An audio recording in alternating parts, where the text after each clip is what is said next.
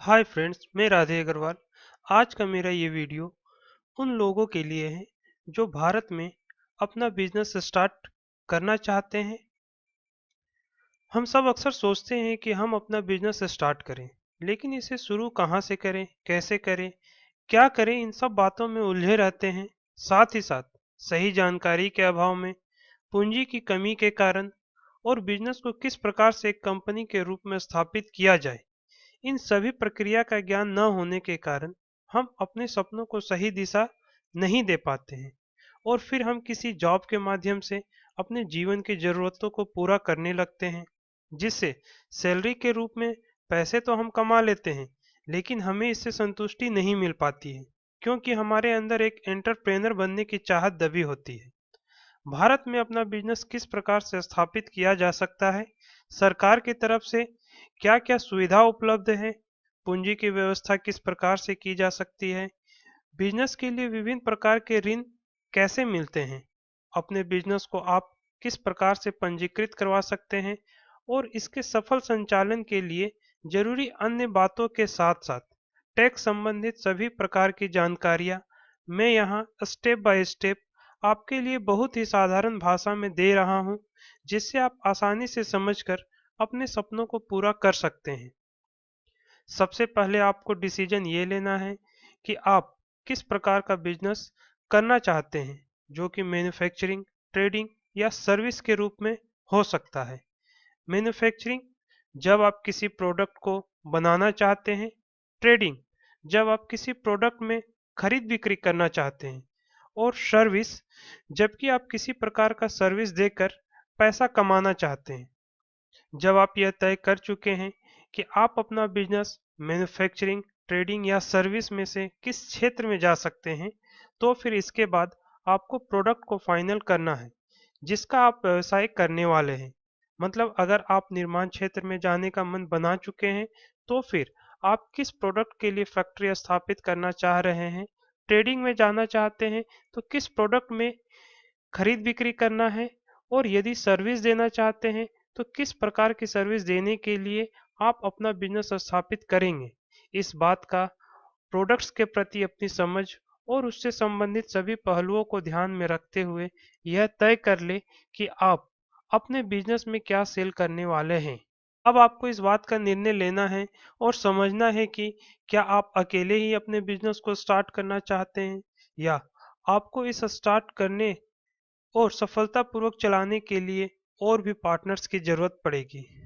मुख्य रूप से बिजनेस आप या तो अकेले चला सकते हैं, या फिर कुछ लोगों को अपने साथ जोड़कर चला सकते हैं।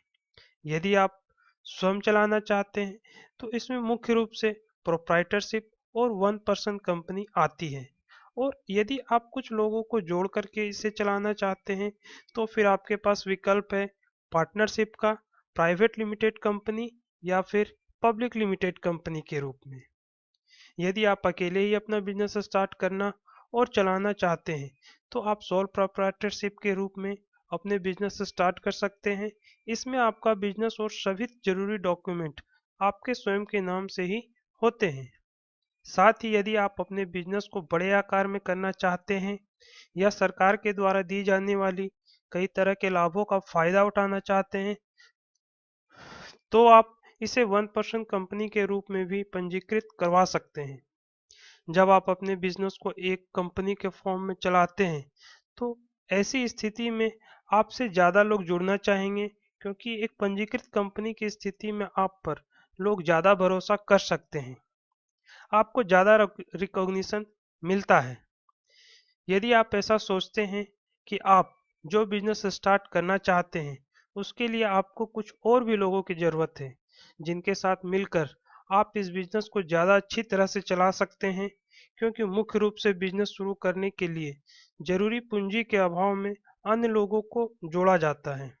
साथ ही उस बिजनेस से संबंधित जानकारी, बनाए जाने वाले उत्पाद के विषय में तकनीकी जानकारियाँ और मार्केटिंग एवं अन्य जरूरी बातों को पर्याप्त ज्ञान के अभाव में कुछ ऐसे लोगों को साथ लेकर जिनसे आपसी संबंध अच्छे हो अपना बिजनेस शुरू किया जा सकता है।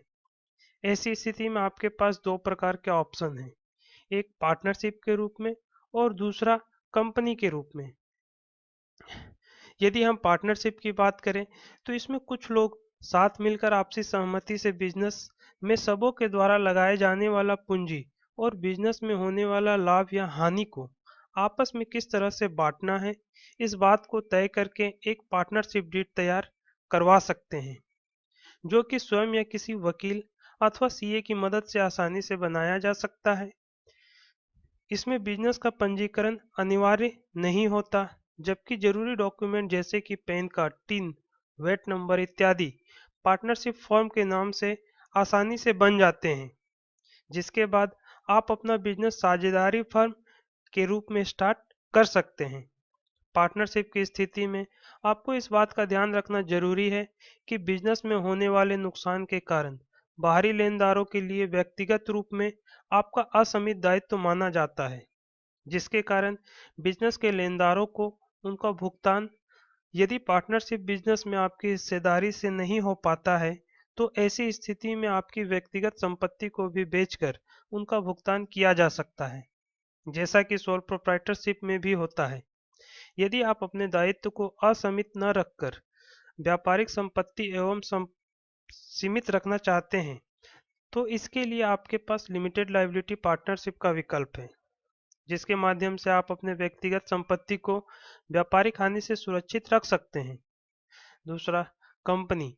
यदि आप अपने बिजनेस को बड़े पैमाने पर करना चाहते हैं, सरकारी सुविधाओं का बेहतर लाभ लेना चाहते हैं, मार्केट में ज़्यादा रिकॉग्निशन के साथ यदि आप चाहते हैं कि अन्य दूसरी और बड़ी कंपनियां भी आपके साथ व्यापारिक संबंध स्थापित करें, तो आप कंपनी एक्ट के तहत अपने व्यापार को कंपनी के रूप में रजिस्टर करवाकर अपना बिजनेस स्टार्ट करें। जबकि आप कंपनी के रूप में बिजनेस को पंजीकृत करवाना चाहते हैं तो आपके पास प्राइवेट लिमिटेड कंपनी या पब्लिक लिमिटेड कंपनी का विकल्प होता है। जबकि कुछ लोग मिलकर ही कंपनी चलाना चाहते हैं तो प्राइवेट लिमिटेड कंपनी, और यदि आप अधिक से अधिक लोगों को शेयर होल्डर के रूप में जोड़ना चाहते हैं तो फिर आपको पब्लिक लिमिटेड कंपनी के रूप में अपने बिजनेस को पंजीकृत करवाना चाहिए।